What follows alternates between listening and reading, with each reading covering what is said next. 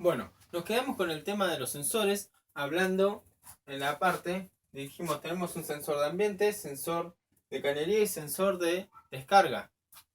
Bueno, dijimos que el sensor de descarga es como una protección para saber si el equipo está trabajando con refrigerante o no. O sea que quiere decir que si mi equipo no tiene refrigerante, el sensor de descarga no va a detectar calor y si no detecta calor, va a entrar en modo fallo. Entonces, ya tenemos el equipo que el sensor de ambiente está descompuesto, deteriorado o fallado, va a darme una falla, un código de error. Lo mismo con el otro sensor, lo mismo con el sensor de descarga. Nos va a dar diferentes tipos de errores. Bueno, sensor de ambiente. ¿Para qué queremos un sensor de ambiente en la parte exterior? Bueno, el motivo es saber qué temperatura hacia afuera. O sea, saber a qué temperatura está expuesto la unidad exterior. O sea, vamos a dar un ejemplo en invierno. Si nosotros decimos, lo pongo en modo calor a mi equipo. Lo pongo en modo calor y hace mucho frío. Y los equipos inverter pueden traer lo que es un calentador de aceite o de cárter para que este caliente un poco primero y después arranca mi compresor. Así el aceite no está cristalizado abajo, aunque es anticongelante, pero para que estés más espeso, más blando, más viscoso, para que uno pueda trabajarlo bien. Entonces, dependiendo de la temperatura ambiente, va a encender o no mi calentador de aceite, ¿sí? O mi calentador de cárter, para que el equipo aparte no trabaje desde cero muy frío a moverse, a comprimir y entrar en temperatura. Es como si fuera un golpe de líquido. Bueno, entonces, sensor de temperatura es para sensar el ambiente, para saber cómo está el ambiente, para saber a qué va a estar expuesto mi compresor. Bueno, sensor de condensación es lo mismo, ya es para saber si está trabajando bien o no la cañería, si está condensando, si no está condensando, si está en modo frío, en modo calor. Como ustedes saben, o un video que yo expliqué anteriormente, de los sensores, sensan a ver cómo está trabajando. Si está muy frío, si se congeló, si no se congeló. Si se congeló estando en modo calor, bueno, ahí hay que decir, bueno, se aplica un descongelamiento, se cambia a modo frío, modo calor. ¿Sí? El equipo se va a encargar de provocar un descongelamiento. Los técnicos sabemos que los equipos convencionales, cuando entran en descongelamiento, lo que hace es inyectarle el gas caliente de la descarga a la unidad exterior. Bueno, este puede hacer lo mismo. También trabaja con electroválvula, ¿sí? En la unidad exterior. Bueno, o sea que los sensores tienen un rol parecido, o sea, lo mismo que cumplían los otros. O sea que el rol es parecido, lo único que se aplica para otro componente, pero funcionan igual. Pueden ser de 5 a 10K, ¿sí? Excepto el de descarga, que puede tener 200K o algunos, otros son de 900 ohms, dependiendo del fabricante. Bueno, ahí ya tenemos los datos que toma mi placa principal. Intercomunican o intercambian señales con la unidad interior, con la plaqueta de la unidad interior. Bueno, entonces, funcionamiento. Fallas, me va a aparecer más cantidad de fallas que en el equipo convencional. En el equipo convencional me aparecían las fallas por tres componentes. Los que son técnicos saben que por 3 componentes no me puede tirar falla. O sea, lo que es un error específico. O sea, que me aparezca E1 o H1 o F1, ¿sí? O F2, R2, E2, R2, Z2, o sea, por tirar ejemplos. Nosotros sabemos que 2 o 3 componentes son los que generan error. Los demás ya es otro problema que es más técnico, o sea, más de análisis. En cambio, en eso es decir, bueno, me marcó un error, está roto esto, esto o esto no está trabajando. Ya directamente. Bueno, acá ya tenemos más. Este o este. Bueno, ahora, ¿cómo trabaja el equipo? Si yo tengo un enchufe o toma corrientes en la unidad interior, lo que va a hacer es que entre mi alimentación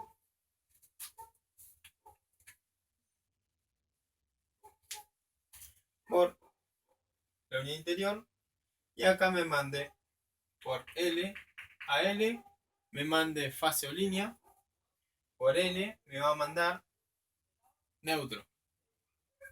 Entonces, si yo tengo línea neutro, acá en Argentina ya tengo 220 voltios que me alimentan a la unidad exterior. Ya la unidad exterior también se alimenta directamente con línea neutro.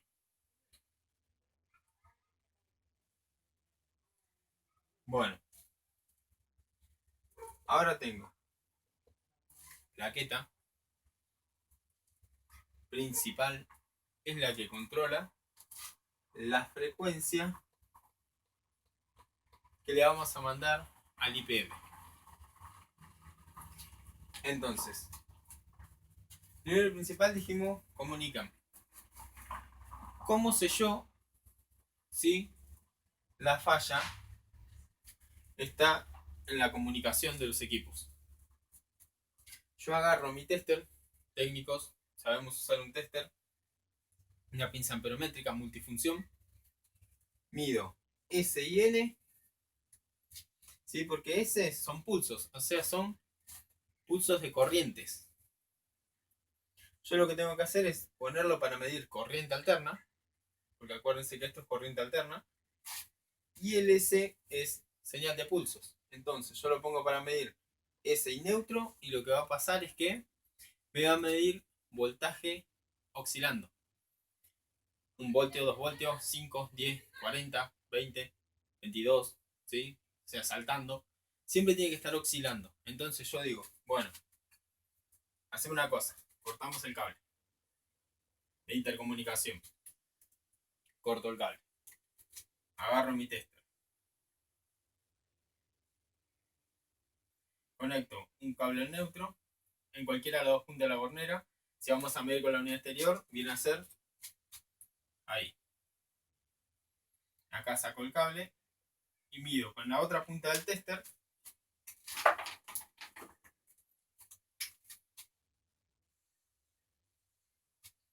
Voy a medir.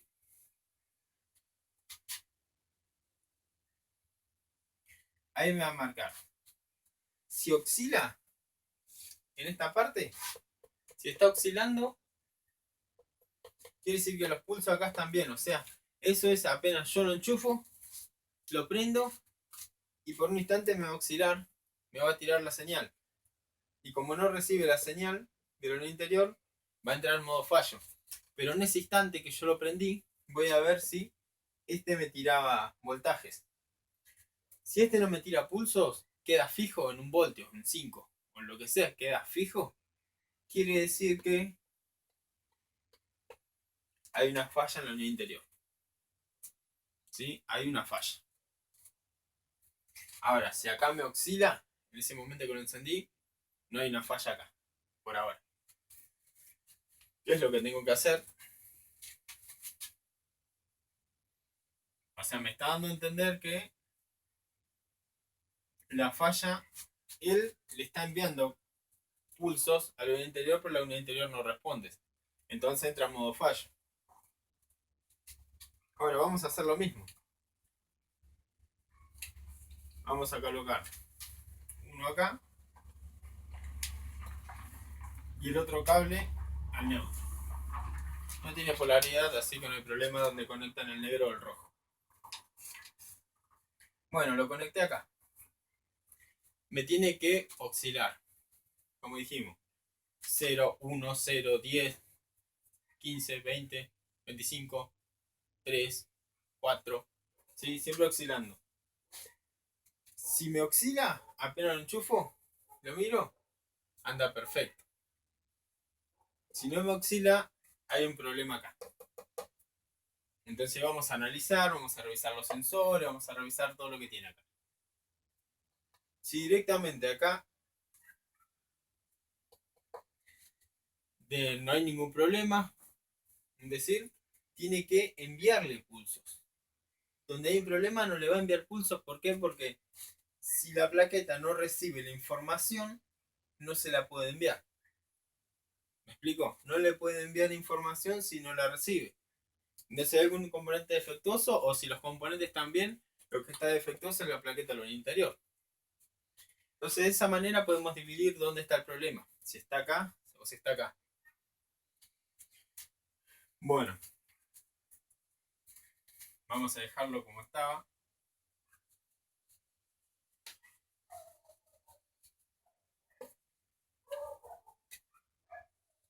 Conectado ahí, instalado.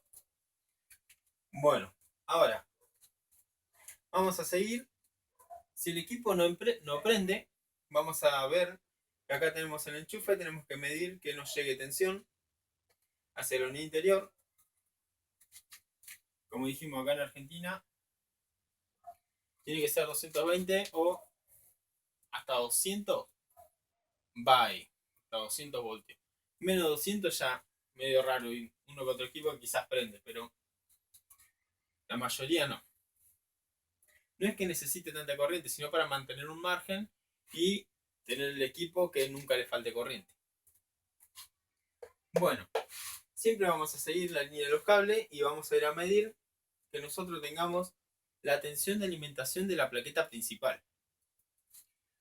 La plaqueta principal necesita sí o sí recibir nuestros 220 voltios y nuestro cable de señal. Una vez que recibe la señal de lo interior, la alimentación, las señales de los sensores, recién mi plaqueta principal va a decir, bueno, le mando una frecuencia a lo que es mi IPM.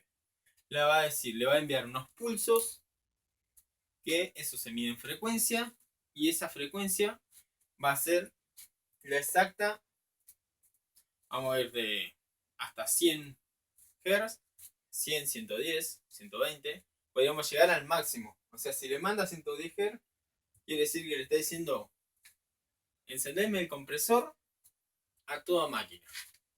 Bueno, entonces, la corriente que recibe la plaqueta es alterna. Pasa por un rectificador, que es un puente rectificador, cuyo puente, ¿sí?, me tiene que convertir esa corriente en corriente continua. Entonces nosotros vamos a tener lo que es el puente rectificador, es diodos nomás, ¿sí? Pero en este caso va a ser un componente de 4 pines, que puede ser así. Como tiene ahí, de ahí va y tiene el AC y el DC. En la parte de AC, lo que tenemos que hacer es medir que le llegue nuestro 220 voltios. A mí me tiene que llegar sí o sí los 220 voltios en lo que sería mi puente rectificador. Ahora, la salida del puente rectificador va a salir la corriente con la que trabaje, ¿sí? O sea, a mí me tiene que llegar unos 220 voltios, es lo que entra la corriente alterna. Bueno, pero la plaqueta se encarga de decir, bueno, vamos a ver equipos que trabajan de 150 a 200 voltios. Estos equipos, ¿sí?, va a tener ese voltaje, pero del puente rectificador para abajo. Y ese de 150 a 200 voltios es corriente DC, corriente continua. Ese voltaje va a estar acá. Entonces, yo voy a tener el PN o NP, como lo quieren llamar en diferentes lugares, le dicen PN, en otro NP, sería positivo y negativo. O sea que esto es positivo y negativo, no es que es algo raro de otro mundo. Vamos a medir acá que tengamos entre estos 150 y 200 voltios para alimentar lo que sería mi IPM. O sea, mi IPM va a recibir lo que es esos 150 o 200 voltios y lo va a convertir en una corriente o un ondulante, que es una corriente tipo trifásica, o sea, no trifásica de 380, o 400 voltios, sino que es una trifásica porque manda 3 fases a un compresor MC que ya no va a trabajar con común arranque y trabajo. Este compresor va a tener un bobinado, ¿sí? Tipo estrella, que va a trabajar trifásico. O sea, me van a llegar las 3 fases a lo que sería, vamos a hacerlo en negro si no mancha. Ahí. Esto sería el compresor. Vamos a tener 3 puntos. Vamos a dejarlo en puntos.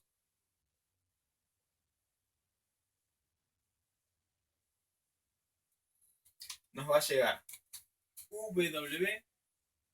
Vamos a ponerlo ahí. W de ejemplo nomás. Nosotros tenemos que conectar el U con el U, B con B, W con W. En el compresor lo tiene específico. Así que ahí es donde vamos a medir. Así que bueno. La corriente que le va a ir al compresor es trifásica. Es la cual siempre tiene que tener la corriente. Bueno, al IPM sí o sí le tiene que llegar la corriente para que le mande y la frecuencia. Hay algunos equipos que tienen un display chiquito de dos números o de 2 dígitos que me va a mostrar la frecuencia. Me va a decir, bueno, está en 50 Hz, 58, 60. ¿Sí? Si no se puede medir con una pinza amperométrica o un tester que mida en Hz, cuya herramienta se lo puede medir a ver la frecuencia. Después, el compresor, para saber si está en buen estado, no lo podemos conectar a la corriente alterna, a mi 220 voltios con un cable de prueba. No se puede, si lo intentan lo van a quemar, lo van a romper, porque está preparado para trabajar como si fuera un compresor trifásico. Lo único que este compresor trabaja con corriente continua. Los equipos que estamos viendo ahora trabajan con corriente continua. Va a haber equipos porque hay, ¿sí? Que ahora lo voy a explicar de otra manera, ¿sí? Que trabajan con corriente alterna, pero también trifásica, no de 380, sino que el IPM, en vez de pasar la corriente, de dejar corriente continua y sacar corriente continua, deja pasar corriente continua y saca corriente alterna. Bueno, el compresor, yo para probarlo y medirlo, lo que puedo hacer, uno, es medir su bobinado, desconectándolo de la corriente eléctrica, desenchufando, ¿sí? Su conector, y vamos a medir y nos va a dar que las bobinas tienen que darnos igual en todas. Si acá me da 2,3 en esta medición, acá me tiene que dar 2,3 y acá me tiene que dar 2,3. Eso me quiere decir que el bobinado del compresor está en buen estado. Entonces, ¿por qué voy a esto? Porque estos equipos no lo puedo mandar corriente alterna, dijimos, porque son corriente trifásico que trabaja con esta corriente ondulante. Entonces, me pueden decir, y bueno, pero el compresor se puede haber clavado. Sí. El compresor más que nada se clava en los aire acondicionados cuando lo usan sin refrigerante, cuyo equipo, al trabajar, al no tener refrigerante para comprimir, lo que va a hacer es succionar su propio aceite y descargarlo por la alta, y se queda y trabaja sin aceite y se recalienta. En este caso, estos compresores tienen el protector, que es el sensor de descarga. Ahora, si falla este sensor de descarga,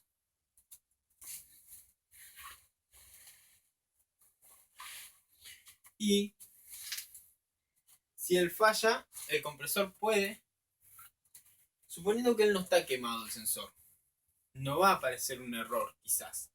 Lo que va a hacer es darle una mala lectura. Ejemplo, puede haber quedado trabado como si fuera que hay refrigerante, y cuando el equipo prende, el sensor le dice el caño está caliente. Lo hace trabajar sin refrigerante, descargó su propio aceite, y se quedó, ¿sí?, sin aceite y se clavó. ¿Cómo puedo saber yo si está clavado? Si la bobina está bien. Yo no puedo mandarle corriente al compresor para ver si gira.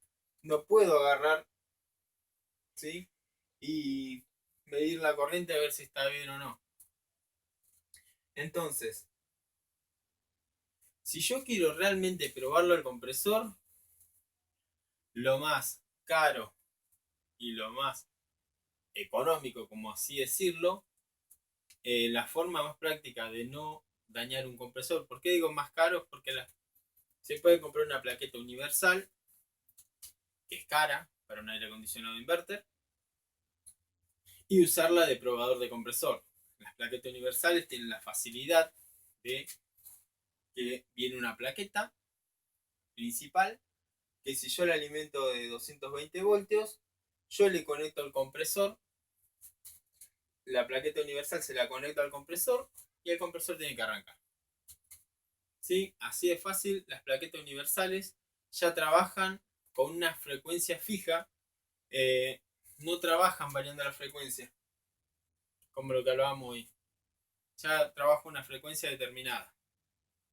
Sí, por lo menos las que estaban viendo ahora en el mercado, las más económicas, trabajan ahí fija. O sea que el compresor ya no es de frecuencia variable, te lo convierte en una frecuencia fija. O sea, el compresor sigue siendo variable.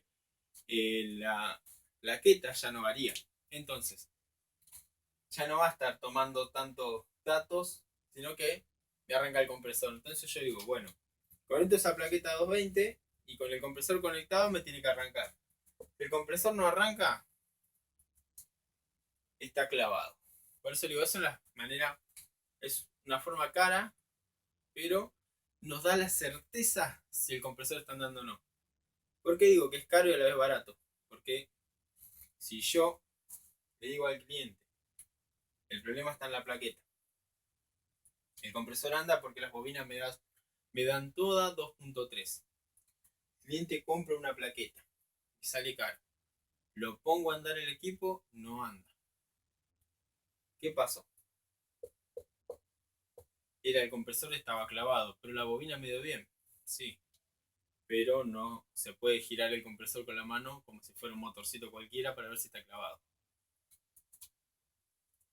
Entonces, antes de dar un mal diagnóstico, preferible nosotros haber gastado en una plaqueta universal y tenerla para probar nuestro compresor. Entonces, facilitaría mucho el decir, bueno, voy a trabajar en este lugar. Listo, el profesor, primero me voy a asegurar también si hay un problema grave que ande el compresor. Y después de ahí digo, bueno, anda el compresor, lo pude probar, lo pude comprobar, pude asegurarme al 100% que va a andar. Bueno, entonces, ahí sí, bueno, me pongo a decir, bueno, se puede gastar en plaqueta, se puede gastar en esto, en aquello, pero un compresor inverter es muy caro. Si no podemos gastar en una cosa y después agregarle el compresor.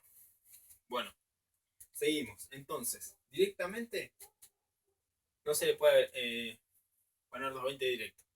Medimos bobina, obtenemos una plaqueta universal que lo conecto y me lo enciende. Está todo bien, seguimos con el análisis.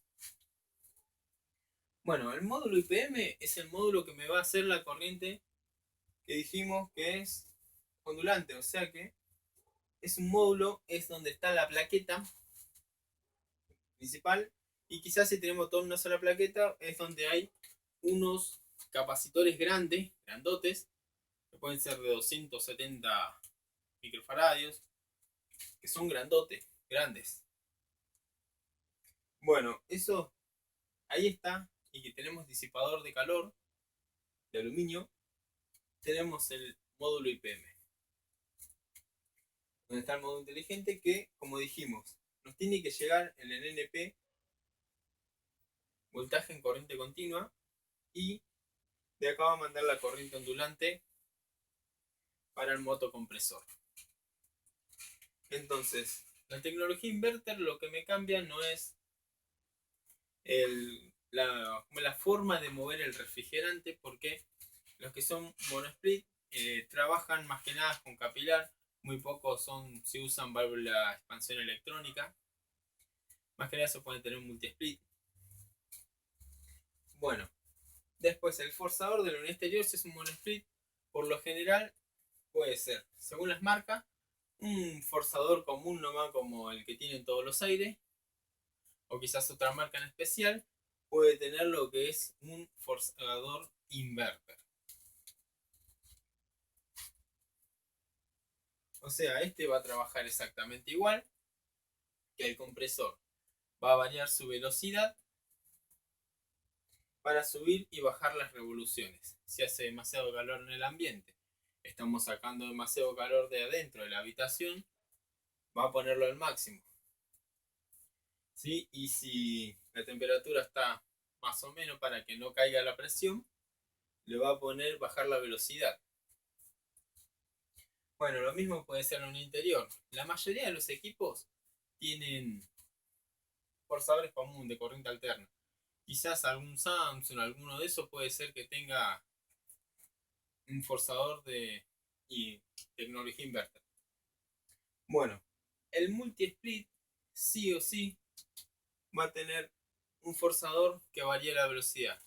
Puede que sea inverter o puede que sea por relé, como los equipos de aire acondicionado, esos que tienen 3 relés y son de 3 velocidades, o sea, son forzadores de 5 cables, que 3 son para la velocidad, uno que va al capacitor trabajando como arranque y el otro que va en el capacitor que trabaja como trabajo y con el neutro. Y estos tres trabajan con la línea o fase. Van a ir conectados a la unidad exterior. ¿Quién es el que va a controlarlo? Es la plaqueta principal, o sea, de la unidad exterior. Y a través del sensor de condensación, él va a censar y va a decir si tiene que acelerar o disminuir la velocidad. Más que nada los multisplit, ¿por qué? Porque puede ser que en una habitación esté encendido o en 3 habitaciones estén encendidos los equipos absorbiendo calor y el condensador tiene que trabajar al máximo. En cambio, puede ser que en 2 habitaciones esté prendido y uno está apagado, entonces no va a trabajar al máximo. Entonces le baja lo que es la velocidad para que no haya una carga de presión por enfriarlo demasiado. Entonces, por eso con los multi-speed suelen sí o sí tener variador de velocidad. Quizás pueden encontrarse con alguno que no. Yo no soy el dueño de la verdad. Sí, así que es lo que yo aprendí, lo que yo estudié y lo que se me dijo a mí, las experiencias que tuve yo y lo que yo le transmito a ustedes. Bueno, entonces, para hacer un análisis, siempre tenemos que separar, como decimos. Primero, tenemos modo error, bueno, vamos a separar, ¿está acá o está allá? ¿Sí? Con el tester sensando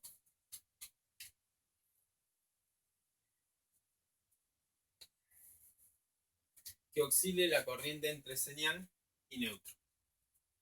¿Sí? Después venimos, revisamos los sensores, revisamos que le llegue corriente, ¿sí?, del NP o PN al módulo IP, donde están, como les dije, puede ser que estén las placas divididas, donde están los capacitores grandes.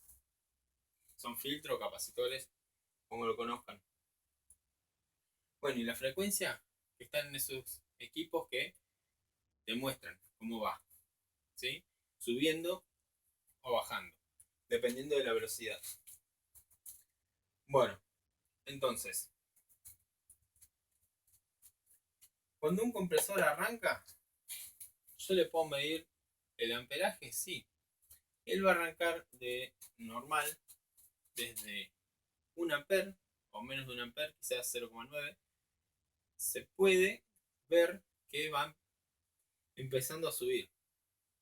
1 amper, 2 amper, 3 amper, 4, 5, dependiendo de la capacidad del equipo, va a tener una fuerza. Y bueno, esa fuerza es la que va a estar usando a la frecuencia alta o baja. Y en el punto que siempre nosotros vamos a medir la presión del refrigerante, si está trabajando bien, si está bien de gas o no, es cuando trabaja al máximo.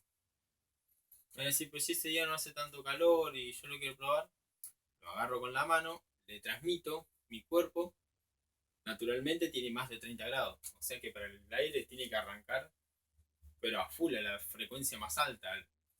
Entonces yo lo mando a mi ayudante o a alguien que me tenga el sensor de ambiente de la unidad interior y me va a arrancar al máximo. Si es multi-split, lo ponemos al máximo a los 3 equipos. Entonces ahí me va a marcar la presión del refrigerante que debe tener. Porque si no está a la máxima velocidad, me puede que me parezca como si fuera que le falta refrigerante, que está muy por debajo. Y si me parece que está por debajo, quizás yo voy y le agrego refrigerante y cuando arranca, ¿sí?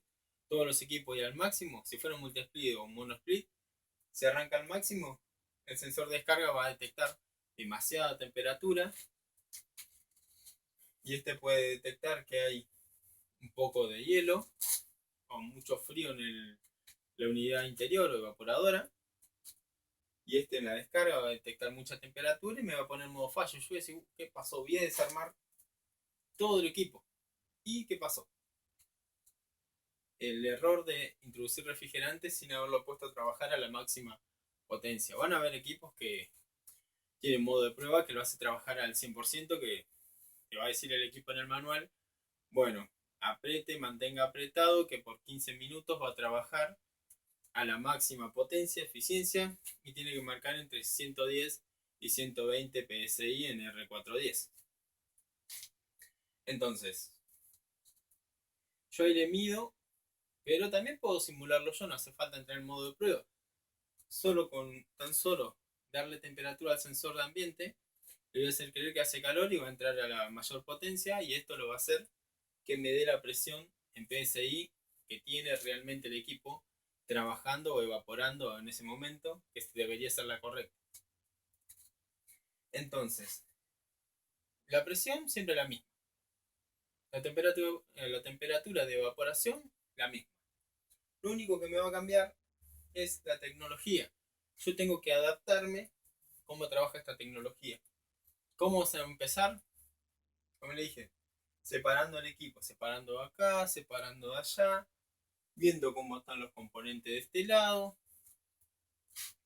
viendo que la frecuencia trabaje, viendo que lo que sería la corriente continua trabaje y que el IP le esté llegando a la corriente. ¿Sí? Después nosotros, para saber o no, necesitamos, para probar un módulo de potencia, necesitaríamos un compresor para saber que está andando bien. Yo no puedo andar en la valija un compresor ahí y digo, bueno, el compresor es para probar el IP. Entonces yo al IP le agrego el compresor, anda, listo, era el compresor. Y yo, si no, también tendría que andar con el IP que le dije o con la placa principal, universal, para probar el compresor. Pongo la placa, le agrego 220. Tiene que estar conectado al compresor antes de poner los 220 y ahí recién va a arrancar el compresor.